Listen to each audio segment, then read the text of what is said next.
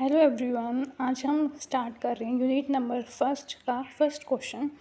What do you mean और understand by the term media? Give a brief introduction of the history of media in India. तो आपका first topic है, इस type से आपसे question पूछा जा सकता है और 16 मार्क्स के लिए हम कुल शेड्यूल एग्ज़ाम में आप कैसे राइट डाउन कर सकते हैं ये डिस्कस करते हैं। जो मीडिया है वो media refers to the means of communication and that reach and influence large audience, है ना। लार्ज ऑडियंस को इन्फ्लुएंस करती है और एक मीन्स है जिस कम्युनिकेशन का, बातचीत करने का। It is derive from the Latin word that is medium which means या तो मिडल या फिर channel. Media act as a bridge between the government and the people. Bridge होता है media as between the government and the people. हमें सारी news जो हैं, आइडियाज़ जो फॉर्म होते हैं या ओपिनियन है, एंटरटेनमेंट में भी, सब में हम शो कर सकते हैं कि सब में मीडिया सबका पार्ट है, जैसे TVs, newspaper, magazines etcetera. Now we will discuss various forms of media, जैसे print media, newspaper, magazines, electronic media, television, radio, digital media, internet, social media platforms like YouTube. अब देखो, मीडिया बहुत vital role play करती है democracy में, shaping the public opinion, creating awareness and ensuring the accountability of those in power.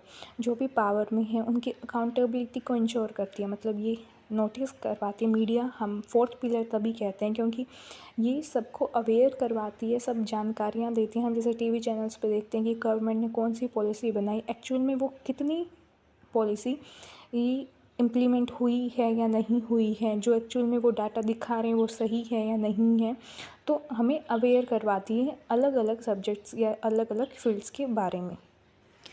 अब हम discuss करते हैं अपना जो अगला पार्ट है कि इसकी हिस्ट्री के बारे में। इसको हमने अलग अलग पीरियड्स में डिवाइड करा है। फर्स्ट है अर्ली बिगनिंग, जब स्टार्टिंग हुआ था। The history of the India begin during the British rule से हम शुरुआत हुई। सबसे पहला न्यूज़पेपर बंगाल गैजेट पब्लिश हुआ 1780 में कलकत्ता में। फिर बॉम्बे हेराल्ड आया, अलग अलग न्यूज़पेपर्स आए। सो ज़्यादातर ये लैंग्वेजेस स्टार्टिंग में जो लैंग्वेज था वो इंडियन लैंग्वेज में ही था, जैसे समाचार दर्पण, और ये बहुत इंपॉर्टेंट टूल बना फ्रीडम के लिए। नाउ सेकंड जो है वो है role during the freedom movement. Freedom movement में इसने बहुत ज़्यादा इंपॉर्टेंट, क्योंकि पीपल्स को अवेयर करवाया, क्योंकि पहले फ़ोन तो होते नहीं थे या टीवी पे न्यूज़ देख लें कि ये यहाँ पे ये चल रहा है। तो जो मीडिया थी ना, इम्पॉर्टेंट इंस्ट्रूमेंट बन गई थी अगेंस्ट द ब्रिटिश रूल।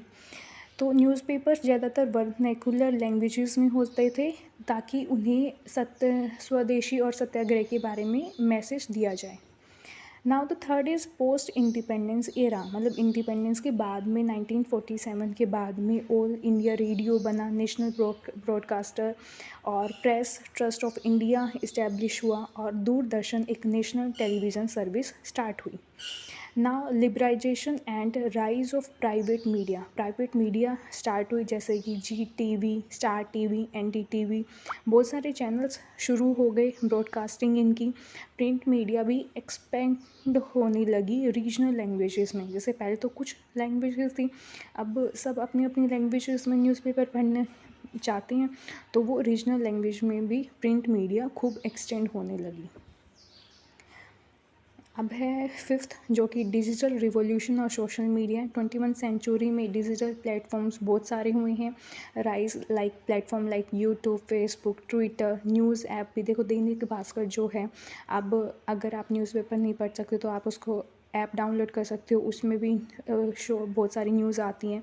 एक इन शॉर्ट जो ऐप है वो भी आपको शॉर्ट फॉर्म में न्यूज़ देते हैं, तो बहुत सारी ऐप्स आ गई हैं। नाउ है कंक्लूज़न। मीडिया जो है इंडिया में वो इवॉल्व हुआ है कॉलोनियल पीरियड से लेके अब डिजिटल एज से। ये रिफ्लेक्ट करता है हमारी पॉलिटिकल, इकोनॉमिक, सोशल लैंडस्केप को, और ये फोर्थ पिलर है हमारी कंट्री का। और India become continue to shape the public discourse through it must balance freedom with responsibility. तो ऐसे ही हम ग्रो करते रहेंगे, बस हमें क्या मेंटेन करके चलना है, फ्रीडम के साथ साथ रिस्पॉन्सिबिलिटी को भी बैलेंस करके हुए चलना है। तो ये आपका क्वेश्चन कंप्लीट होता है। अगर ये 8 मार्क्स में पूछा जाता है तो आप इसके पॉइंट्स को थोड़ा सा एक्सप्लेन कर सकते हो या कट डाउन कर सकते हो, और 16 मार्क्स के लिए तो ये सूटेबल है. Thank you for listening me carefully.